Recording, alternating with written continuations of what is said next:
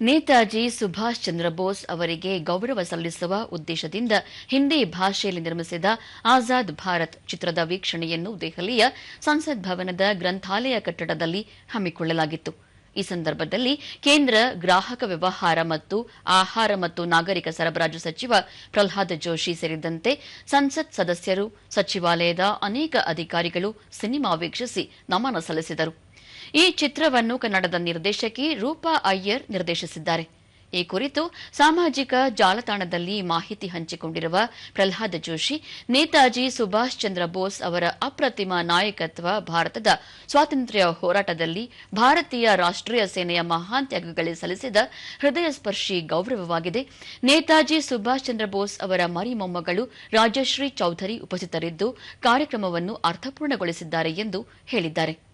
ರಾಷ್ಟ್ರೀಯ ಏಕತೆ ಮತ್ತು ಮಾತೃಭೂಮಿಯ ಮೇಲಿನ ಭಕ್ತಿ ಆದರ್ಶಗಳನ್ನು ಯುವ ಪೀಳಿಗೆಗೆ ತಲುಪಿಸುವ ಕಾರ್ಯಕ್ರಮಗಳು ಅತ್ಯಂತ ಪ್ರಮುಖವಾಗಿವೆ.